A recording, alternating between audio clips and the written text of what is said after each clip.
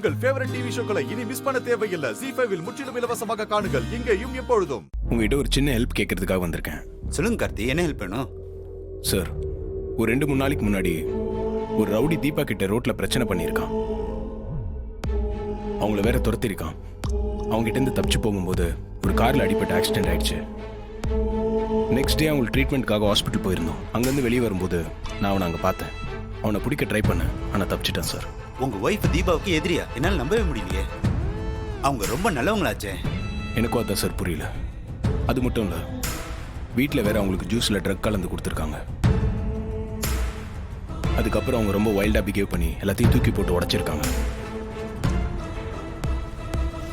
அந்த ஜூஸை டெஸ்ட் பண்ண லேப் ரிப்போர்ட் சார். அப்புறம் என்னாச்சு கார்த்தி? இப்போ அவங்க ட்ரீட்மெண்ட் எடுத்துட்டு தான் இருக்காங்க. ஆனால் இதை யார் பண்ணாங்கன்னே தெரியல சார். அதான் லீகலாக உங்ககிட்ட ஒரு கம்ப்ளைண்ட் கொடுத்துட்டு போகலான்னு வந்தேன். இது விஷயமா உங்களுக்கு யார் மேலே அது டவுட் இருக்கா? அந்த ஜூஸை டெஸ்ட் பண்ண லேப் ரிப்போர்ட் சார். அப்புறம் என்னாச்சு கார்த்தி? இப்போ அவங்க ட்ரீட்மெண்ட் எடுத்துட்டு தான் இருக்காங்க. ஆனால் இதை யார் பண்ணாங்கன்னே தெரியல சார். அதான் லீகலாக உங்ககிட்ட ஒரு கம்ப்ளைண்ட் கொடுத்துட்டு போகலான்னு வந்தேன். இது விஷயமா உங்களுக்கு யார் மேலே அது டவுட் இருக்கா? சார், எங்கள் அண்ணி ஐஸ்வர்யா மேலேயும் எனக்கு டவுட் இருக்கு. அது மட்டும் இல்லை, எங்கள் வீட்டில் ரியான்னு ஒரு லேடி இருக்காங்க, அவங்க மேலே எனக்கு டவுட் இருக்கு சார். எதையுமே என்னால் கன்ஃபார்மாக சொல்ல முடியல. அதான் உங்ககிட்ட ஒரு கம்ப்ளைண்ட் கொடுத்துட்டு போகலான்னு வந்தேன். நீங்க சொல்ற மாதிரியே சேம் இன்சிடென்ட் இன்னைக்கு நடந்திருக்கு. அதுவும் உங்க அம்மா கிட்டையும் உங்க அண்ணி மீனாட்சி கிட்டையும் ரோட்ல ஒருத்தன் பிரச்சனை பண்ணிக்கிட்டு இருந்தான். எதிர்ச்சியே நான் அங்கே போனேன். நான் பார்த்து அவனை விசாரிச்சப்ப அவன் கையில கத்தி வச்சிருந்தான். இப்பதான் அவனை அரெஸ்ட் பண்ணி லாக்அப்ல வச்சிருக்கேன்.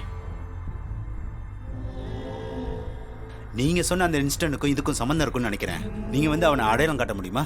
கண்டிப்பா. இது எப்போ நடந்துச்சு சார்? இன்னைக்கு காலையில தான். வாங்க.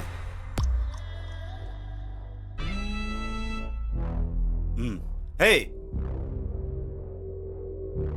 எங்க என்ன கத்தியால குத்த வந்து அவன்தாங்க. இங்கே இருங்க. இங்க வாடா.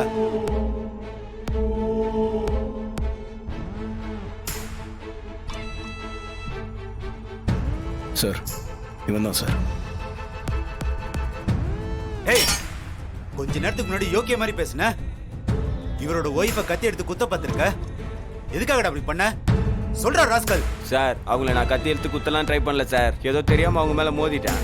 அவங்க ஏதோ அதை பெரிய சண்டையா மாத்தி மரியாதை இல்லாம பேசினாங்க சார். நான் சும்மா மிரட்ட தான் சார் கத்தியை காட்டினேன்.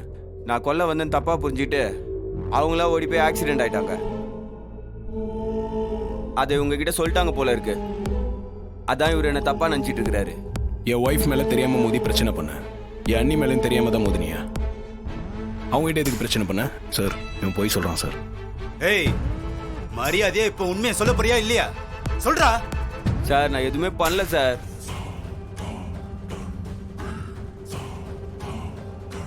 ZEE5 ஆப்பை டவுன்லோட் செய்து அனைத்து எபிசோடுகளையும் இலவசமாக பாருங்க.